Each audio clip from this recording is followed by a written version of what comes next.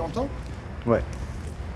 Bref, c'est ici même, dans cet endroit, qu'une société avait essayé de monter la soirée Polaris il y a 2 mois, au début de l'année 96, donc une rêve. Les rêves, ces soirées qui sont organisées un petit peu partout et qui correspondent à la musique techno, dance, chère à tous les gamins d'aujourd'hui. Eh bien, à Lyon, ils ont réussi l'exploit d'embrouiller les organisateurs pendant des mois avec le contrat, en leur réservant la soirée, en les laissant dépenser énormément d'argent pour faire la promotion, et au dernier moment, revirement, la mairie de Lyon n'a accordé une autorisation pour cette soirée jusqu'à minuit ou minuit et demi. Ce qui a fait que la blague qui triomphe actuellement sur le net, Internet, c'est Lyon, la seule ville au monde où les rêves se terminent à minuit. Voilà. Alors, on va voir monsieur Vaucanson, qui est le directeur de cette halle Tony Garnier, qui dépend bien entendu de la mairie de Lyon, et les décisions sont prises par le maire, monsieur Raymond Barre. Alors, bien sûr, monsieur Raymond Barre, une rêve musique techno, c'est peut-être un peu éloigné de ses racines. Et voilà, donc, Vaucanson va nous expliquer l'imbroglio qui finalement a entraîné l'annulation de cette rêve parce que les organisateurs ne pouvaient pas faire une soirée, faire payer des mômes 250 francs. Certains venaient d'Allemagne, de Belgique, de toute la France pour cette soirée. Donc ils ont préféré, bien entendu, annuler cette rêve. Voilà, et ça explique bien la situation où est Lyon actuellement. Moi, comme je t'ai dit, je suis clair et net. Bon, moi, je peux donner des analyses au niveau technique. Bien sûr, non, Il est en train de tourner là déjà? Oui. L'ouverture normale, c'est 0h30. Ouais, au-delà, il faut demander une autorisation d'ouverture tardive à titre exceptionnel, et puis voilà, comme n'importe qui. Et ça se demande au service c'est Jean-François Mermet, l'élu, et c'est Madame Berger au niveau de la ville. Mais ça, c'est tout dit. Occupation de domaine public, formalité. Voilà, c'est au service de police administrative auprès de la mairie, et puis voilà. D'accord. Donc, il téléphone là-bas, il y a une demande. Il y a des documents qui sont faits, et puis voilà, puisque c'est bien précisé, c'est des salles de location à 0h30, Internet habituellement fixé à 2 ou 3 heures du matin en plus, normalement. Alors si c'est jusqu'à 5 ou 6 heures du matin, là, il faut demander cette autorisation. Elle est accordée, elle n'est pas accordée, ça c'est un autre débat. Il aurait dû faire la demande d'autorisation d'ouverture tardive, ce qui n'a pas été fait en temps voulu. Et ça n'est seulement que lors de la réunion courant janvier, je ne sais plus, c'est autour du 19 janvier, quelque chose comme ça, quand je regarde ça,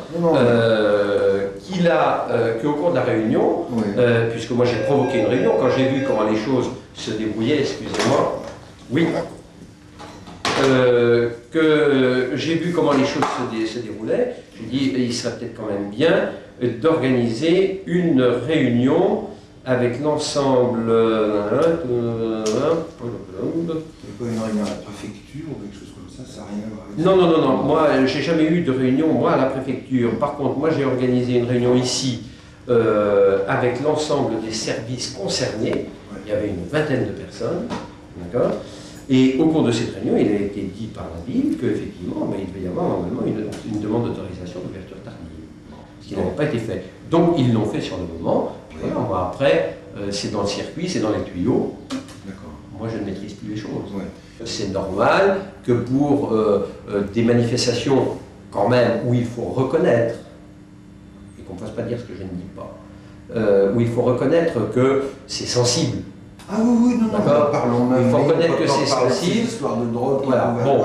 Mais sans faire non plus aussi, sans tomber dans une espèce de parano systématique, attention, hein, mais où c'est sensible, c'est normal qu'ils se renseignent aussi lorsqu'ils ont une autorisation à donner, parce que là, cette autorisation, c'est le maire qui engage sa responsabilité. Si nous sommes avec André promoteurs d'une soirée techno, tu nous déconseillerais de faire un dossier actuellement? Non, pas du tout. Ah bon? Non, pas du tout, ça dépend quels sont les partenaires avec lesquels vous travaillerez. Ah. C'est vrai aussi, attends, mais c'est vrai aussi que d'un autre côté, si tu as je sais pas, mais mettons si tu as M6, TF1, Oui. qui chapeautent et qui sont les promoteurs, les partenaires de ce type de manifestation.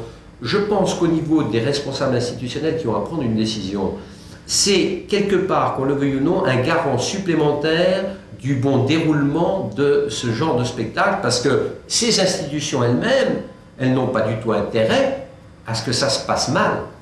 D'accord ? Elles ne sont pas là, à ce moment-là, uniquement pour faire du fric. D'accord ? Il y a leur image qui est importante aussi là. Donc, quelque part, ça peut être un élément supplémentaire. Et puis, en tout état de cause, on est dans un pays démocratique, donc tu peux très bien faire une demande, et puis à ce moment-là, ça suit son cours. Il y a une autorisation, il n'y a pas d'autorisation, tant pis, il n'y en a pas, puis voilà. Voilà. Tout va bien.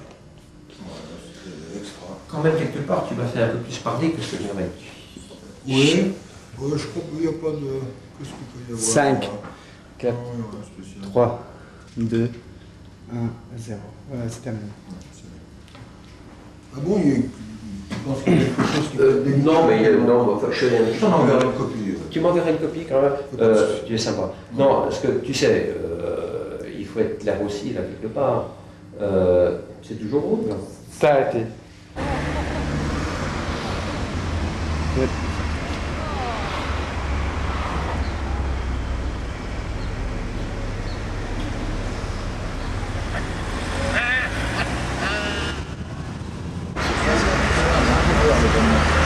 Donc, vous avez demandé un petit document préparatoire, justement. Voilà, oui, ça.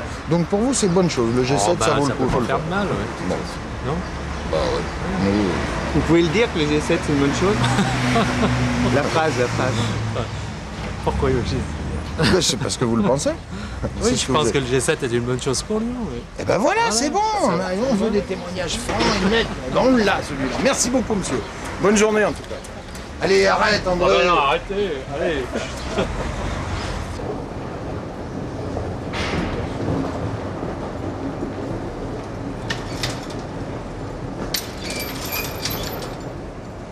Bonjour. Vous voulez que je vous mette de la lumière? Avec beaucoup de plaisir, oui. Ils vont arrêter bientôt ici. Oui, bon, nous on est arrivé à faire une expo là. Voilà, c'est ça. Hein. Puis après, je pense que c'est. Et après, ça va fermer. Après, ça va fermer.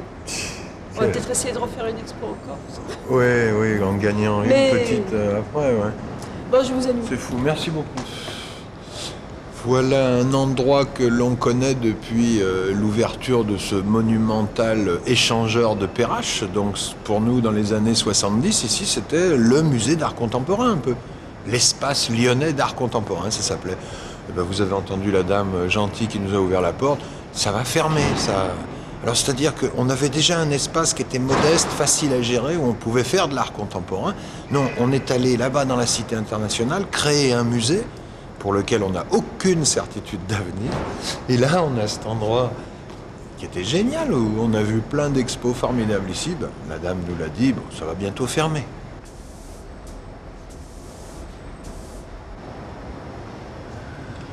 Donc voilà, nous sommes toujours à l'ELAC, quoi. L'espace lyonnais d'art contemporain, ben, fini.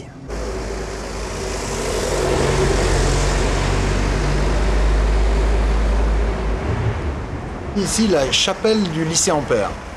Un endroit assez étonnant. Depuis des années, la ville de Lyon a promis que les travaux seraient faits pour que l'on puisse y organiser des concerts de jazz.